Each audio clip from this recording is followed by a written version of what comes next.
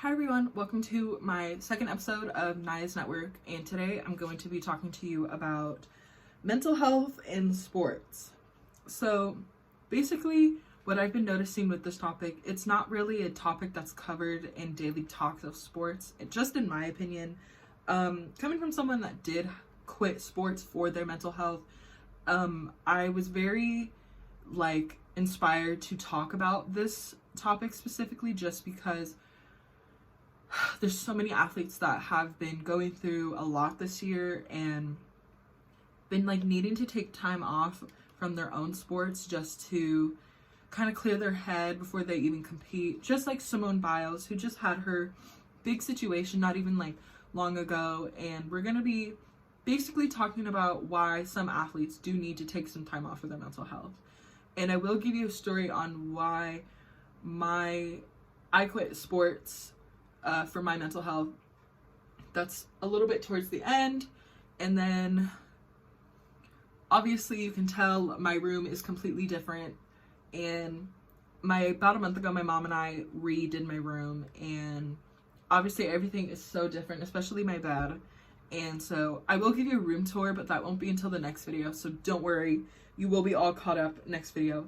But this video is just basically about the struggles of mental health for athletes. Now, let's just jump right into it. So, earlier back in summer, around June and the beginning of July, I did a 3-part series for my blog and podcast episode called Unruly Fans in Media. And basically, I talk about how athletes face everyday issues like racism, sexism, mental health crisis. And part 1 of Unruly Fans was about 4 basketball players, how they experienced racism on the court. And then the second episode of Unruly Fans in Media was about the Naomi Osaka situation, was about mental health. And then the third, which was the last one, was about the Sha'Carri Richardson situation, on how also she was dealing with racism and her mental health as well. But we're going to be focusing more on athletes who I've read and done research on when it comes to their mental health. I will be reading you off my blog post, and this is from my research. If you want to go check out these blog posts and podcast episodes, I will link them in the description of this video, so don't worry. And yeah, so talking about Naomi Osaka, basically, she is rated the #1 person for the highest paying athletes in women's sports. This year, as you can tell, a lot of people do watch the French Opening, but Osaka announced that she will withdraw this French Opening, but then she was fined $15,000 and warned from a face expulsion of the tournament for not speaking to the media. Now, the reason why she didn't want to speak to the media, because she said that talking to the media gives her very bad anxiety, and I can definitely see why. But obviously the tournament really did not care. They needed her to talk to the media no matter what. And in a quote that Osaka wrote, "This isn't a situation I ever imagined or intended when I posted a few days ago," end quote. But Osaka also wrote on social media, end quote, "I think now the best thing for the tournament is the other plays and my well-being is that I withdraw so that everyone can get back to focusing on tennis and going." With Osaka's fans on her side and supporting her, the league had nothing to say, end quote. But the league did find this situation a little bit disappointing, if you know what I mean. Basically, the big situation in this kind of topic was social anxiety. Now, about 35% of athletes actually face social anxiety. And it's all about their mental health. It's also how they do on a daily basis when it comes to practicing or playing in front of people. Coming from someone that has been playing basketball for a very long time, and my first year of playing basketball, I didn't really think much about playing in front of other people like that. I kind of I wanted just to do a good job, and I guess maybe try to impress a few people. I never really cared what people think. I was only 12 years old. I was only a child. But as I got older, I started to see why people were having more social anxiety when it came to playing in front of other people, especially even at when I was in high school playing at other schools and like big top schools that were very big for sports, that was a little nerve-wracking too, because obviously you didn't want to get booed at, you didn't want to get food thrown at you, and that's happened before. So I don't know if anyone notices this, but the level of anxiety that athletes face are enormous, and it doesn't really get talked about. But I will give you a few examples why. As for me, I will give you some examples from my past too. So the examples that I listed in my blog post, I basically said when you make mistakes in practice, you sometimes get really upset with yourself and you think that your team or even your coach will get mad at you. Most of the time, when I was playing, what I've learned, practice wasn't for mistakes. Practice was supposed to make perfect. And that's how I was taught. And that's what I didn't like about it. I thought it was a very, very sad situation, to be honest. Every time I made a mistake in practice, I felt really crappy, honestly.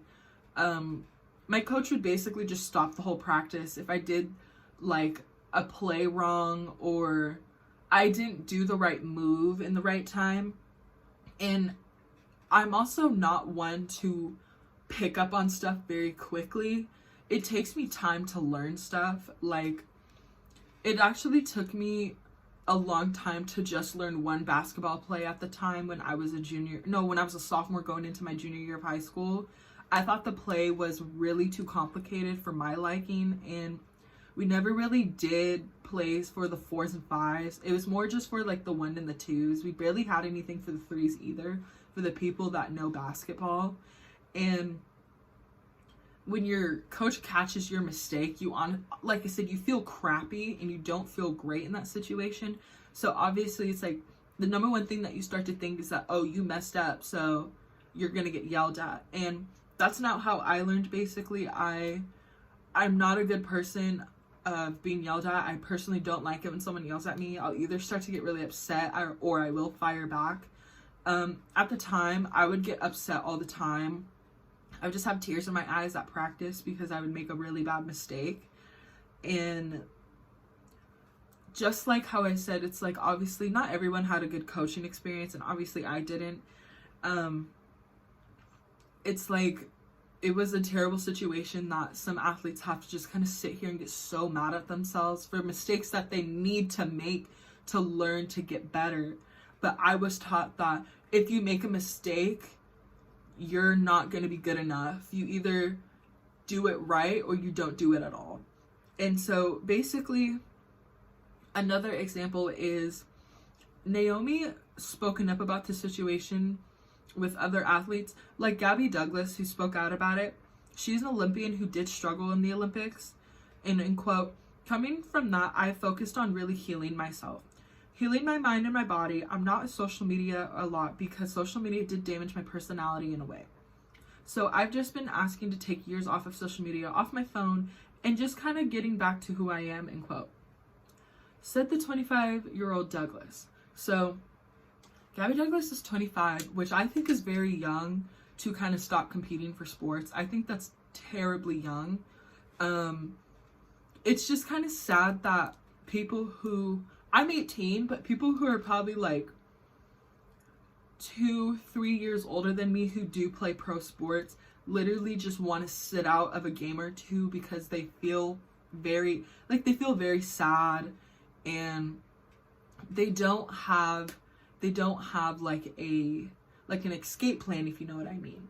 Having an escape plan when it comes to sports was always something that I looked forward to. I would always have practice around like this time in the summer. So I would mostly have practice on Tuesday and Thursdays. So I would try to make the week as I can as possible, try to make it as fun. But Thursdays nights were always my favorite because that was like the last day that I had practice. And like, you know, the next day, tomorrow's Friday, and then it's the weekend.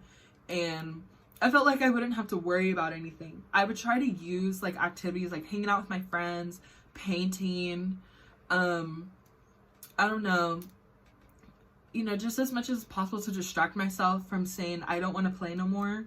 And even though I didn't come to terms with myself later in life, I have to say that I can definitely understand where Gabby's coming from. It's not easy with social media.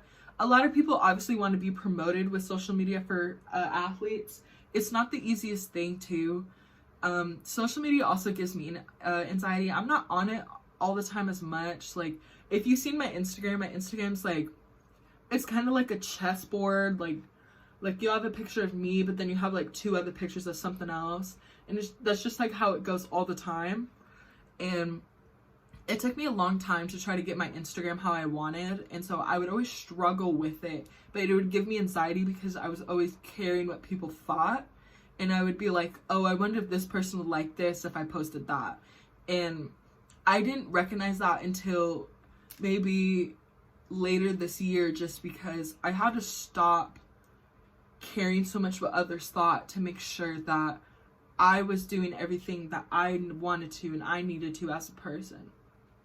And when it comes to Naomi Osaka and how she also withdrew Wimbledon, a lot of people were very disappointed, I would say, especially since she is a person of color.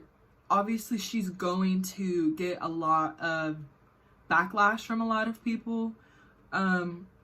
That's one thing about being an athlete, especially if you're a woman and a person of color. A lot of these women do get a lot of backlash, like Sha'Carri Richardson, how she was coping with her anxiety on like the death of her mother. She smoked weed and she couldn't participate in the Olympics because of that. And your mental health is the most important thing you need. And a lot of people don't really understand that. It's very understandable that maybe you don't get it and you don't understand. But then it's like, it's not really understandable if you're not sitting in Terwilliger and listening to these athletes, like the Simone Biles situation. You don't really see Gabby Douglas a lot competing just because, like how I said, she needed to get her mental health in order, and that's okay. But it's like, the frustration and the sense of helplessness that can come with like exercise and injury can also impact your mental health too. I used to work out at least like almost every day a week except for a Sunday. I'd only have one day off of a week when it came to basketball, because I would either have very long weekend tournaments or my coach would always have us practice on a Saturday morning. And I hated it. I was willing to really stick through it and just kind of suck it up, because I was really someone who really wanted, I was very serious about the sport. I was so serious to the point I wanted to play WNBA basketball. I wanted to play like overseas. I really wanted to play like Division I school. I'm attending a city college right now. And I'm actually very proud that I am. And I was going to actually, try out for the team, maybe give it a second chance. But then I knew right there and then that playing sports wasn't for me. Mostly talking about it like how I am now was. And I felt like a lot of people didn't understand that just because of how young I am. I don't think you don't have to be like 25. You don't have to be an adult to like experience stuff like this. I think that you can just be as young as possible as I was. I was 15 going on 16, and when I experienced this kind of situation, I experienced it very young. At the time, I thought I'm like really old for some reason. I'm 15, but then it's like once I turned 18, I didn't realize how young I was. And Naomi Osaka is so young herself that if it's affecting her now, it might affect her later. And so I have to say I do give her my all respect of just kind of backing down from Wimbledon and the French Opening, because she really did take time off for herself and she wanted to make sure that she was okay. But in other people's point of view, it's not like that, Now, going to the Simone Biles situation, this is basically on the same topic, but this one talks a lot about sexual assault. So I did a blog post about Simone Biles, basically on what was happening, what was going on. And back in 2016, around August, actually, Larry Nassar was a personal trainer for these girls. Like, he would help these girls out if they ever got hurt for the women's gymnastics team. And it was a very big issue that happened, and for me, it was very, very, very upsetting. For me, I've been sexually harassed, but even in sports, I've been sexually harassed in sports, and it's not also a big topic that is talked about a lot. And basically, Simone basically quoted that she was having like flashbacks of Nassar when she was alone with him when she was a kid, and it was like a lot of people weren't believing her at the time, and everyone was just making up excuses and calling her selfish, which I think was just utterly bull, because a victim of sexual assault like that, and is something that's strong, because Nassar assaulted over 368 gymnasts. I thought a lot of people were definitely giving Simone a very hard time for what she was talking about. Obviously, they didn't want to believe her, and I'm not targeting people, but most of these people that were giving her a hard time were some men. I'm going to be talking to you about that too. So, jumping right into the Simone Biles situation, watching the Olympics on July 27th of 2021, basically wondering why Biles isn't competing needs to be discussed. But as for the situation, we're going to most likely be talking about what's going on with Biles and cover on how she was feeling. So the question was, what was wrong with her? What was she feeling? Basically, Biles was feeling very down on how she basically failed one of her events, and she felt like she was ruining it for the team. And obviously, you don't want to ruin stuff for your teammates like that. Like, you and your teammates should always be like this most of the time. And basically, Simone said, screw it. I'm withdrawing. I'm taking some time off because my mental health is not correct at all. And I have to say, I do not blame her. At the time when I was struggling with my mental health, I really wish I could have done the same thing. I really wish I could have. But in a quote that the gymnastics team said, in quote, "We wholeheartedly support Simone's decision and applaud her bravery in prioritizing for her well-being.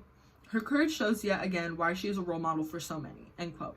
And I have to agree with that, because like I said, your mental health is something that a lot of people do battle with, and it took guts for her just to even just say, hey, you guys, I don't want to ruin this for you, so I'm going to take a step back and I'm going to let you guys have your moment, and yada, yada, yada, basically. But like I said, not a lot of people supported her, but I don't want to focus on much of the hate, because when it comes to mental health, that's mostly all you focus on is negativity. I'm going to be focusing more on the positivity today. And so when it came to other athletes, for like 3 examples, Jason Tatum of the Boston Celtics, Michael Phelps of the U.S. men's swim team in 2012, and Usain Bolt of the men's U.S. gymnastics, or